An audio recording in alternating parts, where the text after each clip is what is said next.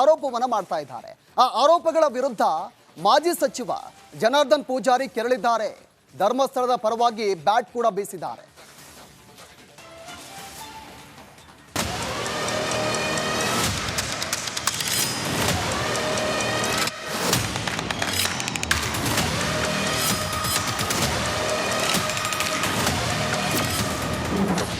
ಧರ್ಮಸ್ಥಳ ಹೆಸರು ಕೆಡಿಸಲು ಯಮನಿಂದಲೂ ಆಗದು. ಶ್ರೀ ಕ್ಷೇತ್ರದ ಪರ ಜನಾರ್ದನ ಪೂಜಾರಿ ಬ್ಯಾಟಿಂಗ್. ಧರ್ಮಸ್ಥಳದ ಮೇಲೆ ಆರೋಪದ ವಿರುದ್ಧ ಮಾಜಿ ಕೇಂದ್ರ ಸಚಿವ ಜನಾರ್ದನ ಪೂಜಾರಿ ಗರಂ ಆಗಿದ್ದಾರೆ. ಶ್ರೀ ಕ್ಷೇತ್ರದ ಜೊತೆ ಇಡೀ ದೇಶವೇ ಇದೆ. ವೀರೇಂದ್ರ ಹೆಗಡೆಯವರೇ, ನಾನು ನಿಮ್ಮ ಜೊತೆ ಇದ್ದೇನೆ ಎಂದು ಅಬ್ಬರಿಸಿದ್ದಾರೆ.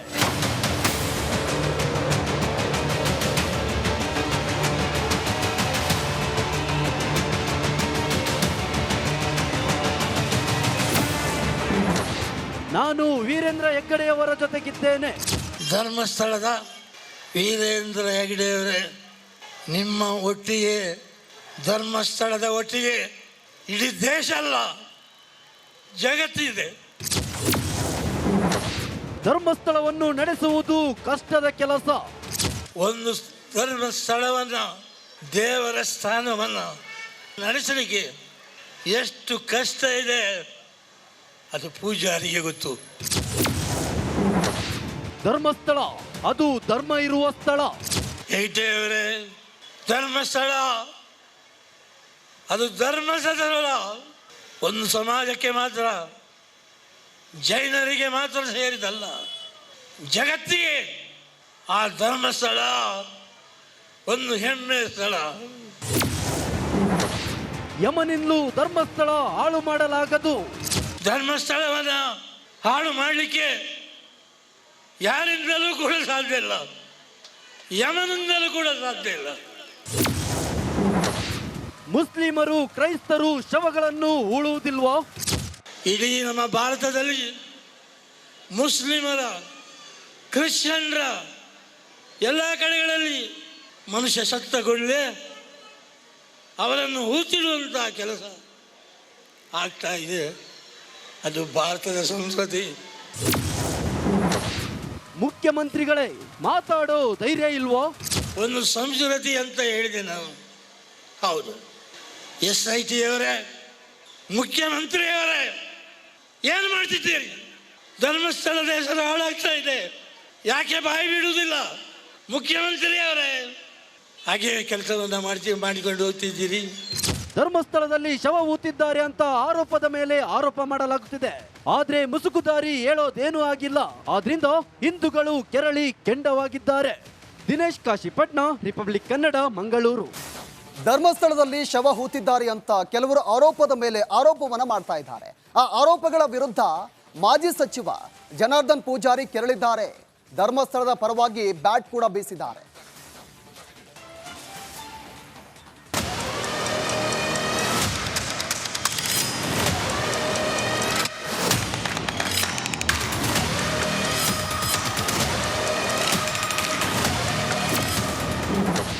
ಧರ್ಮಸ್ಥಳ ಹೆಸರು ಕೆಡಿಸಲು ಯಮನಿಂದಲೂ ಆಗದು. ಶ್ರೀ ಕ್ಷೇತ್ರದ ಪರ ಜನಾರ್ದನ ಪೂಜಾರಿ ಬ್ಯಾಟಿಂಗ್. ಧರ್ಮಸ್ಥಳದ ಮೇಲೆ ಆರೋಪದ ವಿರುದ್ಧ ಮಾಜಿ ಕೇಂದ್ರ ಸಚಿವ ಜನಾರ್ದನ ಪೂಜಾರಿ ಗರಂ ಆಗಿದ್ದಾರೆ. ಶ್ರೀ ಕ್ಷೇತ್ರದ ಜೊತೆ ಇಡೀ ದೇಶವೇ ಇದೆ. ವೀರೇಂದ್ರ ಹೆಗಡೆಯವರೇ, ನಾನು ನಿಮ್ಮ ಜೊತೆ ಇದ್ದೇನೆ ಎಂದು ಅಬ್ಬರಿಸಿದ್ದಾರೆ.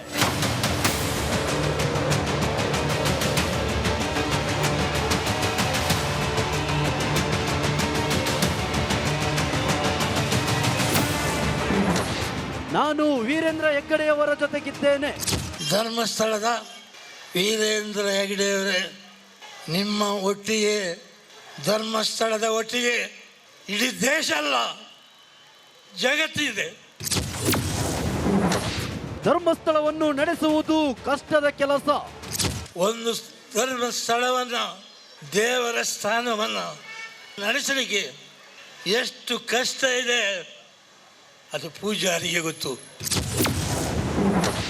ಧರ್ಮಸ್ಥಳ ಅದು ಧರ್ಮ ಇರುವ ಸ್ಥಳ.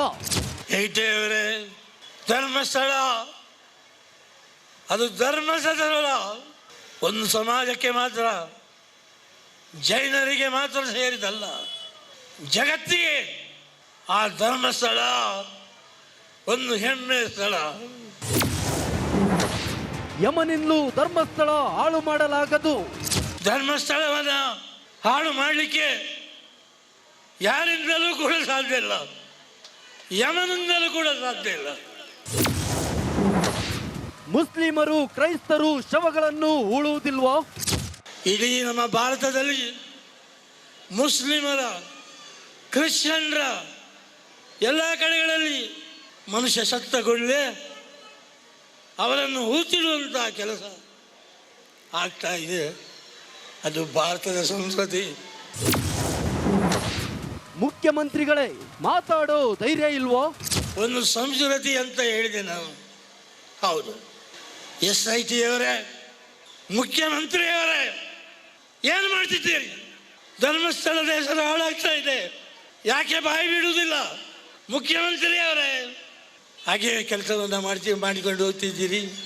ಧರ್ಮಸ್ಥಳದಲ್ಲಿ ಶವ ಹೂತಿದ್ದಾರೆ ಅಂತ ಆರೋಪದ ಮೇಲೆ ಆರೋಪ ಮಾಡಲಾಗುತ್ತಿದೆ. ಆದ್ರೆ ಮುಸುಕುದಾರಿ ಹೇಳೋದೇನೂ ಆಗಿಲ್ಲ. ಆದ್ರಿಂದ ಹಿಂದೂಗಳು ಕೆರಳಿ ಕೆಂಡವಾಗಿದ್ದಾರೆ. ದಿನೇಶ್ ಕಾಶಿಪಟ್ನ, ರಿಪಬ್ಲಿಕ್ ಕನ್ನಡ, ಮಂಗಳೂರು. ಧರ್ಮಸ್ಥಳದಲ್ಲಿ ಶವ ಹೂತಿದ್ದಾರೆ ಅಂತ ಕೆಲವರು ಆರೋಪದ ಮೇಲೆ ಆರೋಪವನ್ನ ಮಾಡ್ತಾ ಇದ್ದಾರೆ. ಆ ಆರೋಪಗಳ ವಿರುದ್ಧ ಮಾಜಿ ಸಚಿವ ಜನಾರ್ದನ್ ಪೂಜಾರಿ ಕೆರಳಿದ್ದಾರೆ. ಧರ್ಮಸ್ಥಳದ ಪರವಾಗಿ ಬ್ಯಾಟ್ ಕೂಡ ಬೀಸಿದ್ದಾರೆ.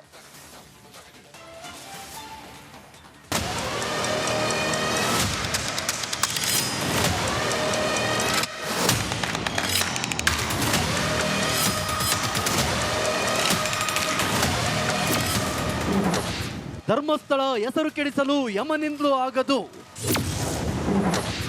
ಶ್ರೀ ಕ್ಷೇತ್ರದ ಪರ ಜನಾರ್ದನ ಪೂಜಾರಿ ಬ್ಯಾಟಿಂಗ್. ಧರ್ಮಸ್ಥಳದ ಮೇಲೆ ಆರೋಪದ ವಿರುದ್ಧ ಮಾಜಿ ಕೇಂದ್ರ ಸಚಿವ ಜನಾರ್ದನ ಪೂಜಾರಿ ಗರಂ ಆಗಿದ್ದಾರೆ. ಶ್ರೀ ಕ್ಷೇತ್ರದ ಜೊತೆ ಇಡೀ ದೇಶವೇ ಇದೆ. ವೀರೇಂದ್ರ ಹೆಗಡೆಯವರೇ, ನಾನು ನಿಮ್ಮ ಜೊತೆ ಇದ್ದೇನೆ ಎಂದು ಅಬ್ಬರಿಸಿದ್ದಾರೆ.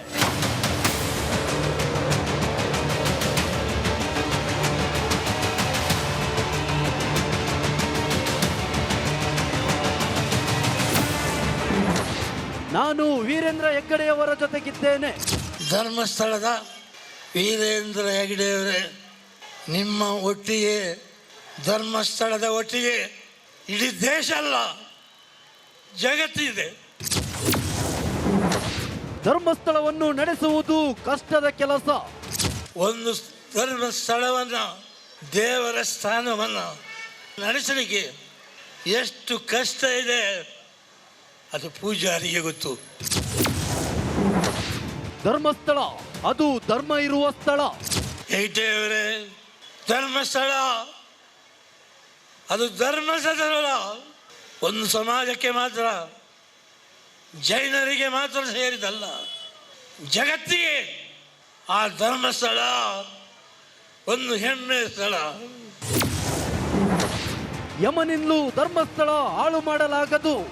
ಧರ್ಮಸ್ಥಳವನ್ನು ಹಾಳು ಮಾಡಲಿಕ್ಕೆ ಯಾರಿಂದಲೂ ಕೂಡ ಸಾಧ್ಯ ಇಲ್ಲ, ಯಮನಿಂದಲೂ ಕೂಡ ಸಾಧ್ಯ ಇಲ್ಲ. ಮುಸ್ಲಿಮರು ಕ್ರೈಸ್ತರು ಶವಗಳನ್ನು ಹೂಳುವುದಿಲ್ವೋ?